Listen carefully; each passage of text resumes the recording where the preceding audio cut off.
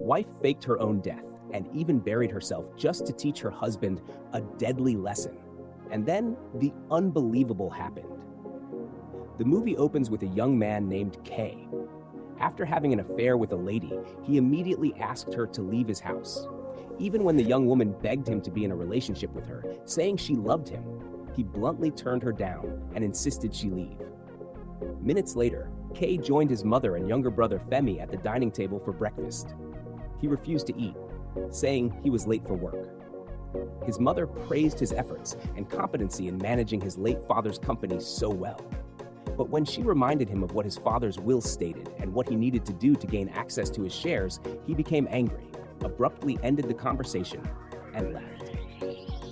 Concerned, Femi advised their mother to pay more attention to Kay's emotions and feelings, not just work, but she seemed unbothered.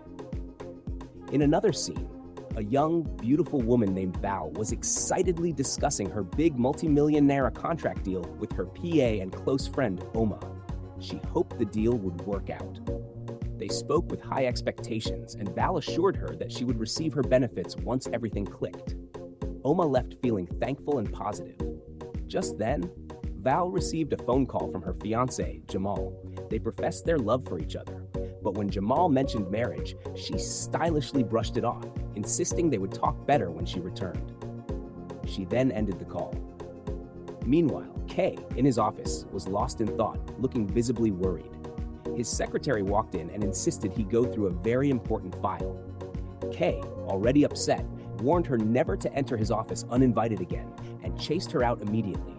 Later, he went through the files.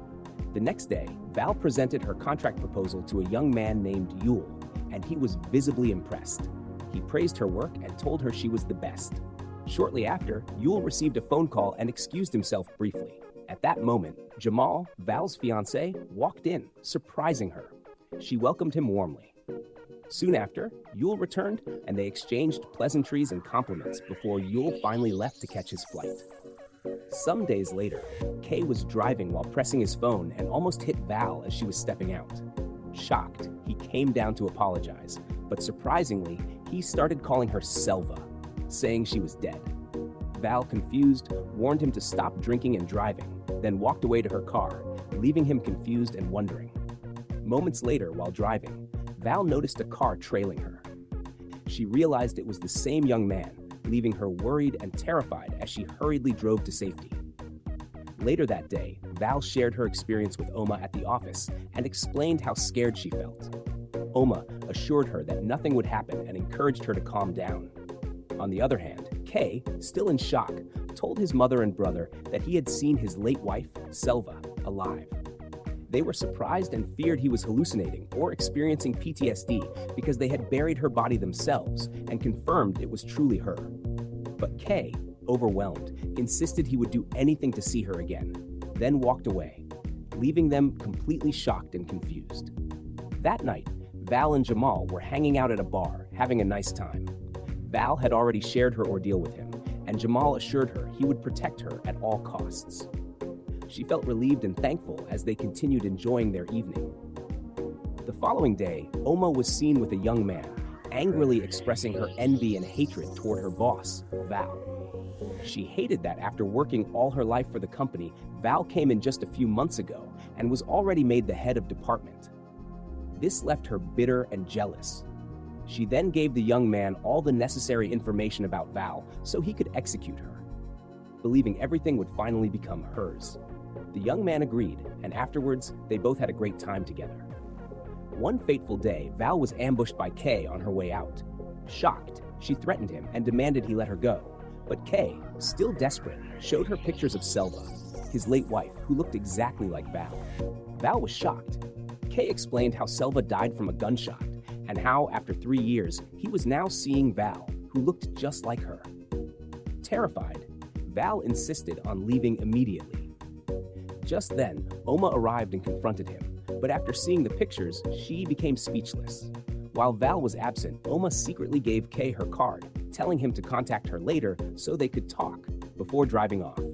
Later at Val's home, they were still in shock and amused at how exactly she looked like Kay's late wife. Jamal was stunned when he heard it, and again he assured Val that he would never allow the psycho K to come near her. Just then, Oma prepared to leave. She said her goodbyes, but Val, deeply touched by her kindness and loyalty, thanked her sincerely before she left, leaving Val and her fiancé to themselves. Meanwhile, Kay showed his family proof that Selva was still alive, but they still didn't believe it. To them, how could someone they buried with their own hands be alive again? It was impossible to accept. They believed Val was only Selva's lookalike, which frustrated Kay even more because he felt everyone thought he was hallucinating. In frustration, he confessed how restless and lonely he had been since Selva's death and how he had hoped to get emotional support from his family, only for them to treat him like he was insane. Angry, he walked away, leaving them worried and confused.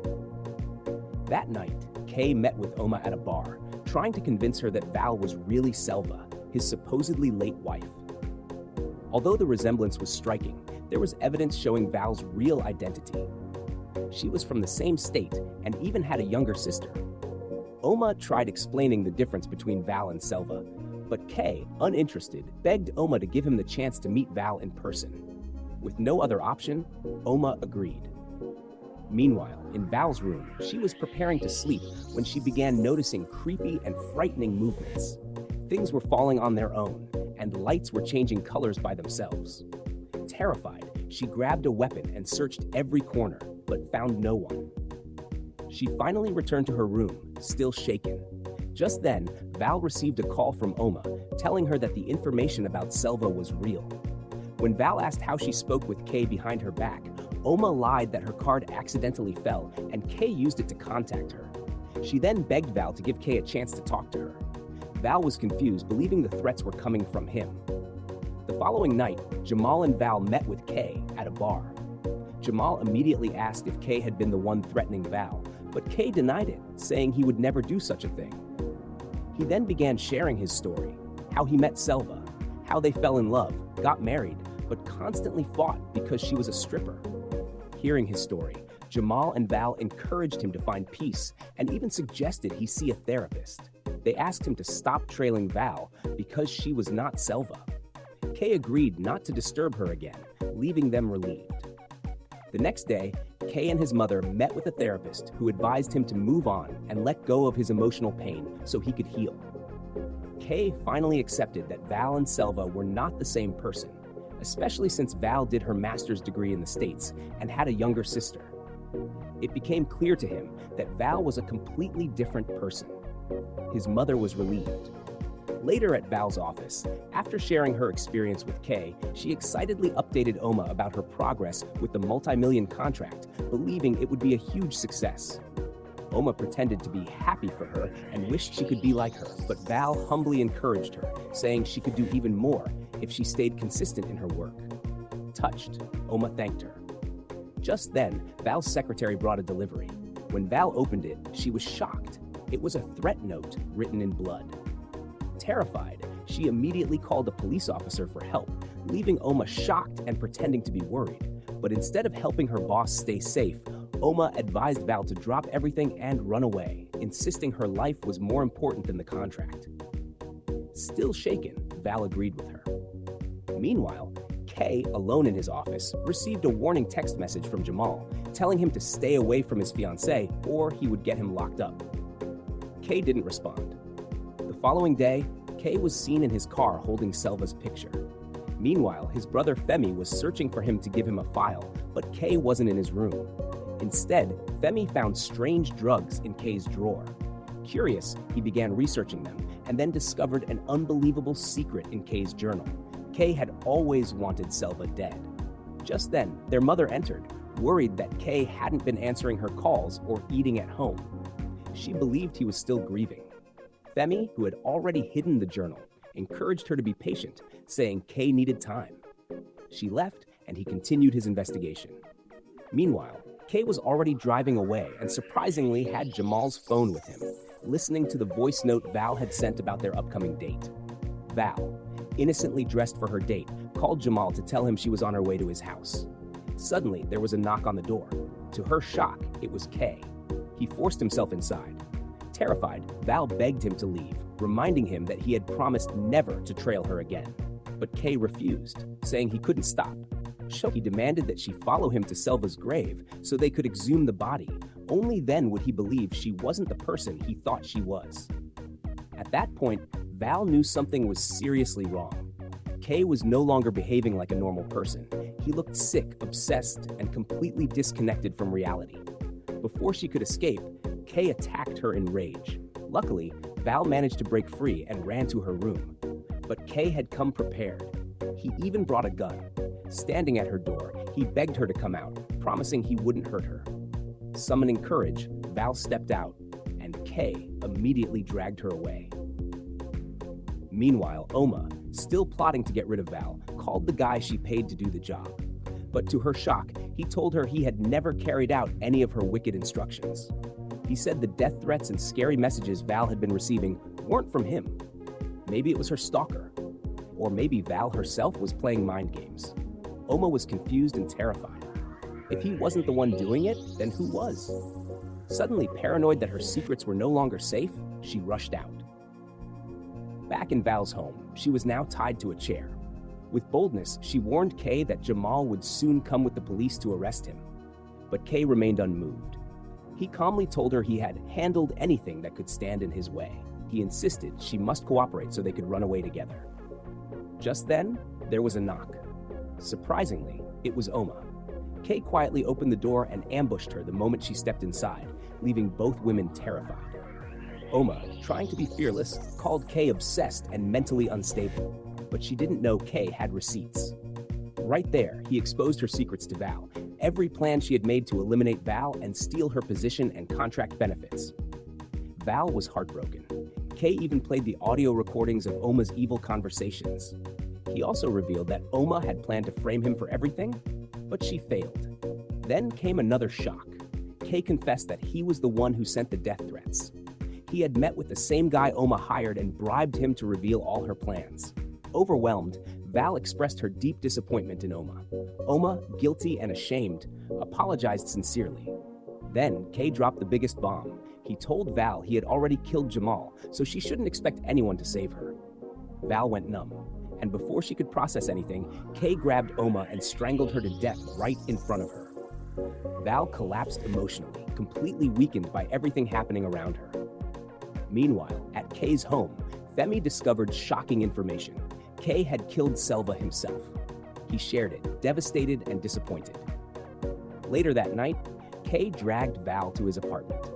He began telling his life story, how he became a drug addict, how he stabbed his own father to death, and how he intimidated his lawyer into changing the will in his favor.